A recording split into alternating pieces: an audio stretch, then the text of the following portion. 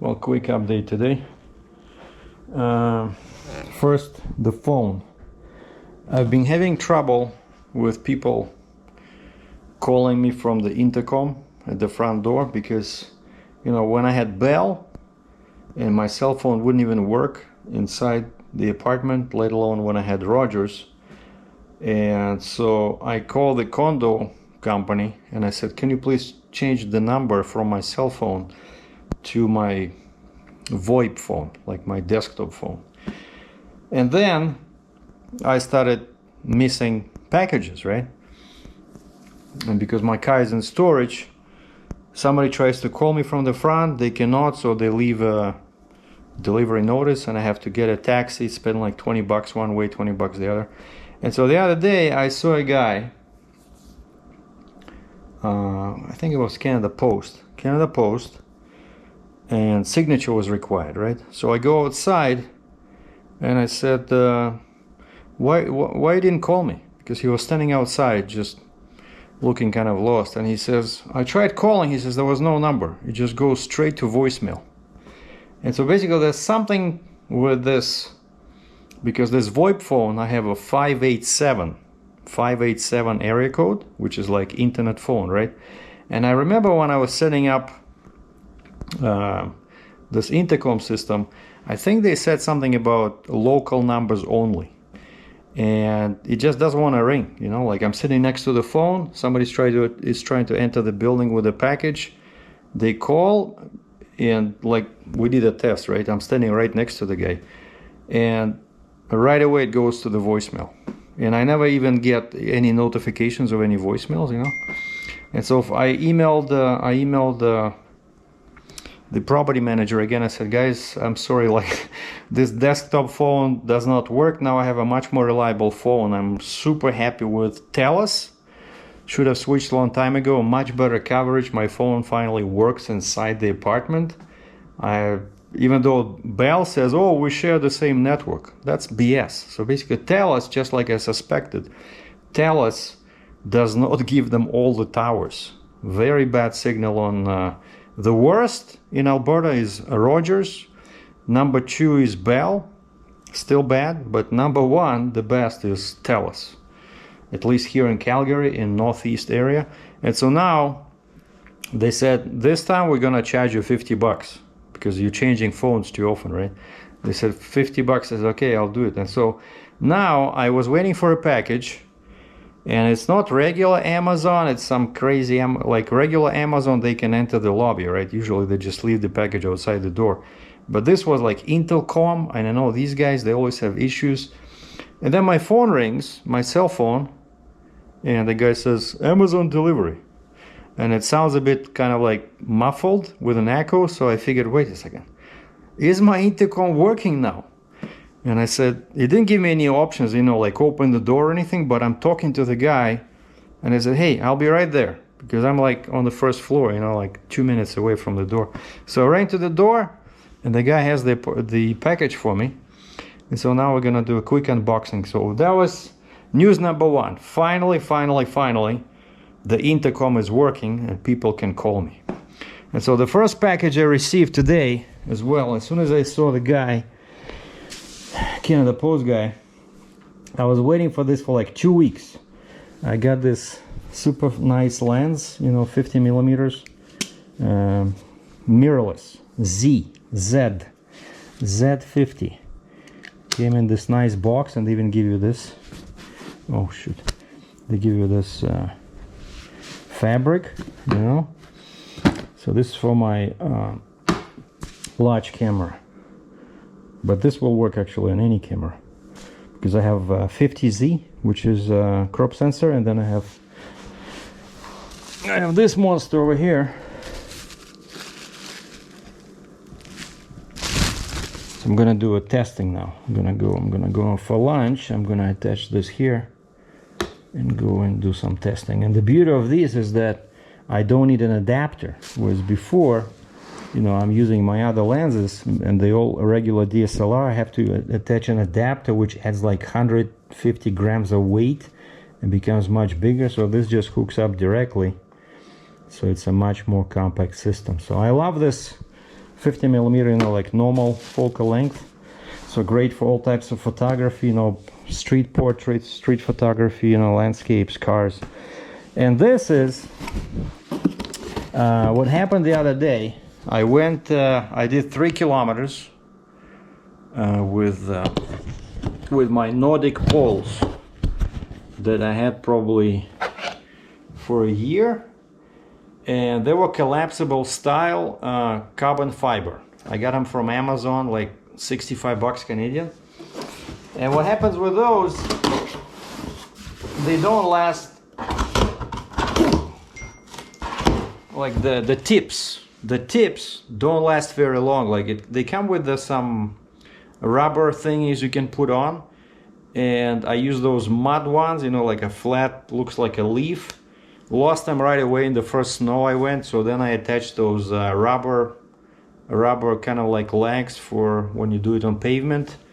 They broke right away, and so I just used these with a sharp point, like, you know, the natural end of that stick is the pole, is the sharp steel piece, right? And what happens is that when you know, I cannot always walk on the grass or on the road, and so the other day when I did this 3 kilometers to the nearest Starbucks, I'm using these poles, and it happened a few times before, but I got lucky. Basically, the tip goes into the crack between the concrete pads, you know, like the sidewalk has these concrete sections, right? And there's a narrow like a crack between them when they're connected, and so if the tip goes in there, because it's so sharp, it goes deep, and if you don't catch it soon enough, you can damage it. And that's exactly what happened. Like it was like this tip, right, and it went into this crack, and of course, and I'm moving forward, and it bent it, you know. And so I threw those away, and I went online, and same manufacturer, except this time I decided to try aluminum ones. So these are same manufacturer, what is called, Fitness something fit. These also collapsible, but they're aluminum. See? Yeah, that's the brand. The brand is the Fit Life. And I chose they give you a choice of the color, and see, these are the tips. By the way, oh, these are the pads. Okay, so here, let me show you here. So it does supposed to work, but in my experience, these don't last at all. But actually, they should have some instruction here. They're telling you the size. So a little booklet here, the picture of happy guy. So yeah, these ones are for pavement. Like they just screw in here. Yeah, there's threading in there. But that's how I use mine. The previous ones, all these got broken, and that's what I damaged. I damaged this part when it got into the crack. But this is super useful exercise, you know.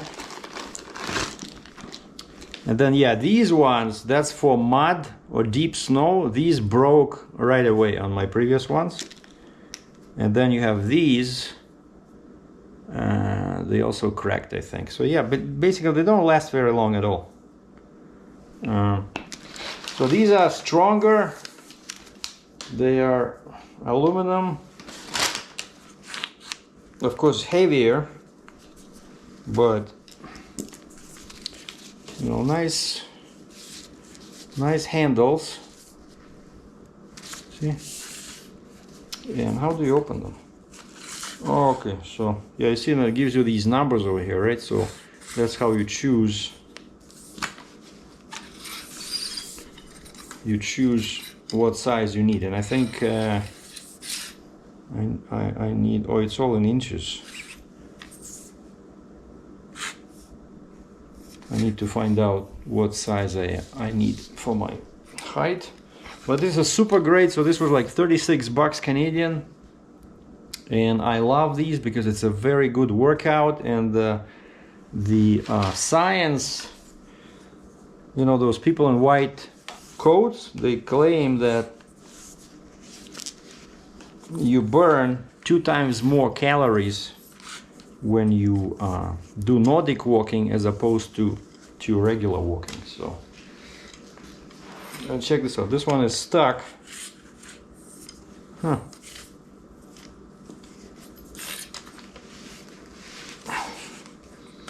I hope they work. So I'm gonna test them now. Oh, that's how it is. Okay, so you just have to turn. Like, this thing does not turn, you turn the entire thing. Okay, got it. So that's my new toy. We'll probably use this one for now,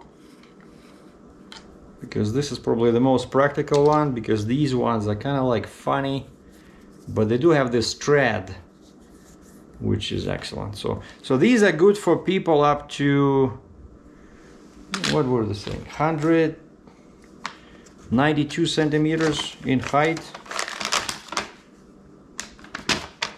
It gives you this little diagram here that tells you how, yeah, up to 195 centimeters, which is what, 6.6 feet 4 inches, I think.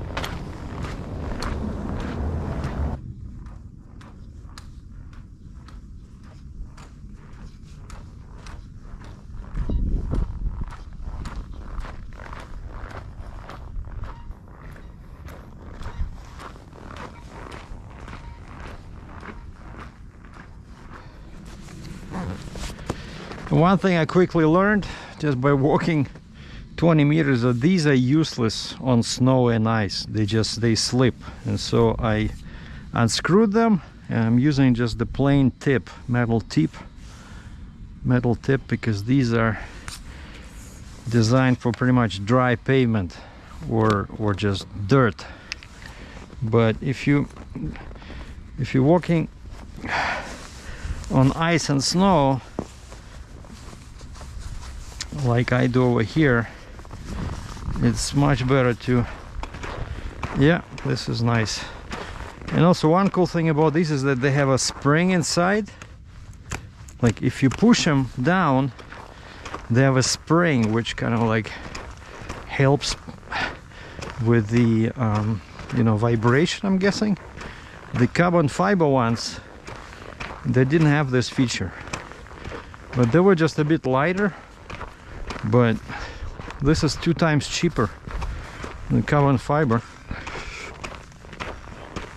And actually, even in that booklet that I read,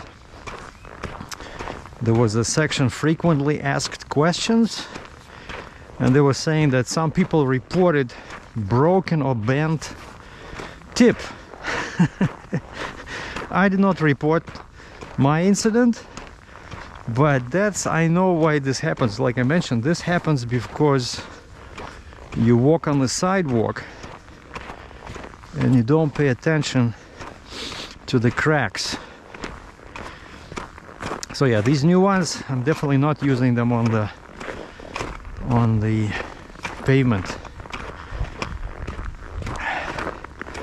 But snow, ice like this, I'm telling you, I'm really enjoying this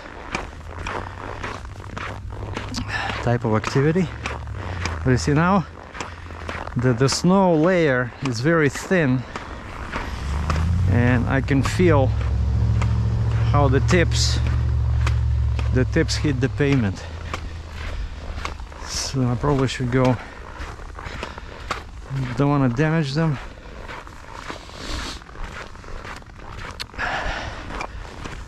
We're gonna go over here.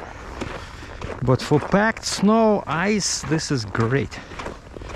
So highly recommended. The only issue with these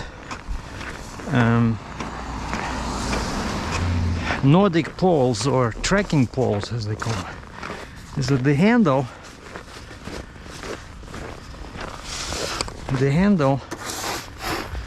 is much smaller.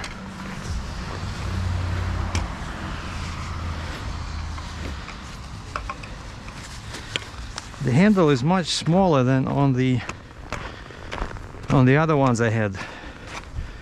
So if you have large hands, basically this will not work very well for you. But I just hope that once the weather gets better, when I don't have to wear gloves, then it should work. But you see now, I don't know, my little finger does not, like, yeah, like this is fine, see, like this is good, but with the glove it doesn't fit. Whereas before, those carbon fiber ones, I could use them with gloves, no problem.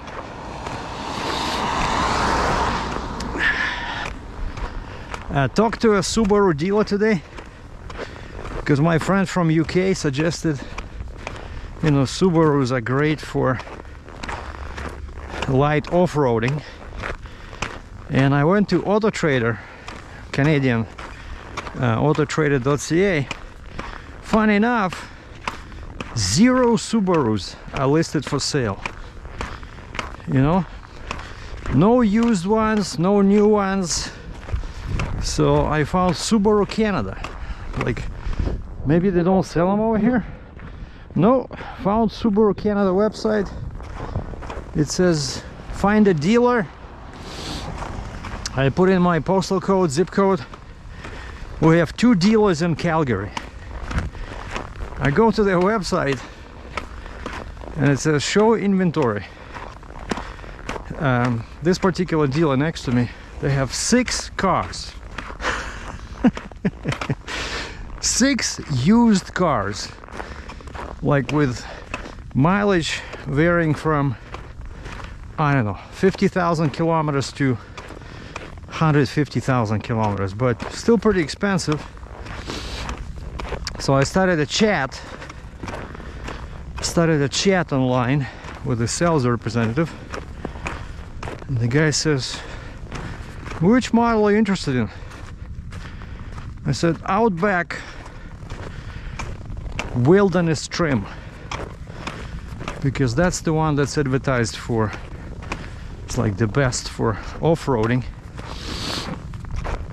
And the guy says via chat, he says, we have one coming in 2 months, brand new, black. Okay. I asked him what's the retail is, he never responded, but on the website they show MSRP 45,000 Canadian after freight and taxes. So not exactly cheap, but not too bad either. And then I called my bank, said, can you guys give me an idea what my Hellcat, what's the balance owing on the Hellcat on April 1st? And the lady gave me a number. So I saw right away that selling it will not work in April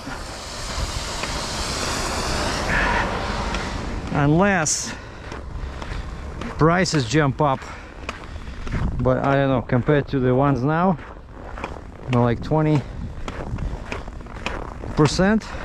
See, this is what I was talking about. See this concrete, and I have this, and that's how I broke mine. It went into there, but it was deeper, and it just damaged the tip. And so yeah, unless the prices hit like 140, 130 Canadian for the Hellcat for the new one, I won't be able to sell it because I put a down payment, small one, but still I'm making monthly payments. So for me to make some money on this, has to be close to 140,000, which is not realistic, because you know it's not exactly a jailbreak, it's not wide body, right? It's just a regular Hellcat. And I mentioned this before, so I've been tracking. All right, shall we try this? I love walking in the deep snow. Check this out. So this is where my Costa Rica destination boots come in. So I bought these at Canadian Tire last year when I was planning a trip to Costa Rica, because they said you need a waterproof boots. And so I got these, and these are amazing. These are my like dedicated winter boots. Check this out. That's what you can do with these poles. And also I find, especially for older people, when the sidewalks are icy, these poles really help not to fall down, because instead of 2 legs you now have 4 points of contact. Man, this snow is deep. Check this out. I should probably call this video off-roading with the Fit Life trekking poles, because this is off-roading. Look at this. Wow. Yeah, we had a lot of snow last week.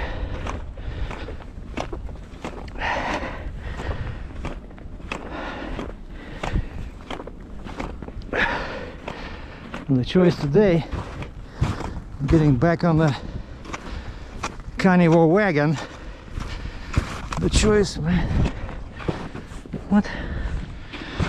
The choice is either shawarma place, where I've been eating pretty much every day, I'm getting a bit tired of it, or the McDonald's, where I'm usually getting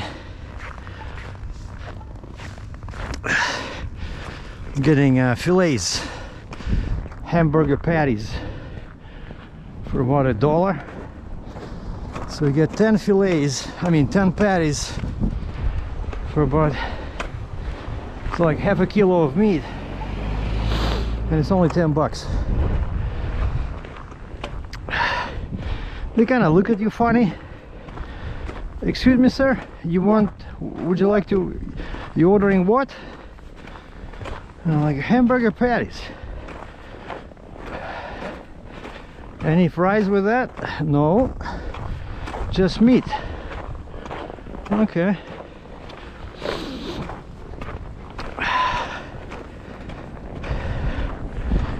So I did some kettlebells this morning, but not too much, because I still feel tired after that trip to the public land zone. That, you know, wandering in the deep snow with weights, with steel targets, it was quite an exercise. But so yeah, so you don't see too many Subarus in Canada, you know. 2 dealers, one of whom has 6 used cars in stock, and 1 new coming in 2 months. It's just ridiculous. So here I would say most common is this Toyota RAV4. Let me check. Yeah, RAV4, the most popular SUV in Canada. Toyota RAV4, and straight ahead of me, you see this? That's Toyota Highlander. Oh, by the way, speaking of the devil, see this blue one? That's the one I wanted. Outback. Over here it's a Suzuki. It has this plastic, and the guy damaged underneath, probably climbed on some rocks. Over here it says Outback, so it's not exactly tall. All-wheel drive, Subaru symmetrical all-wheel drive, and this is 45,000 Canadian. I don't know. And this one, whenever I look at Toyotas, I hate these froggy headlights. They looks like a frog, you know. They're just so ugly.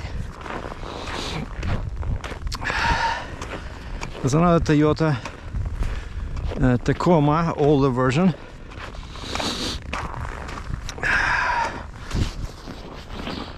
So yeah, no luck with selling the Hellcat. So we'll have to drive it myself. Toyota, Ford, Honda, Mazda, Dodge Ram, Mazda.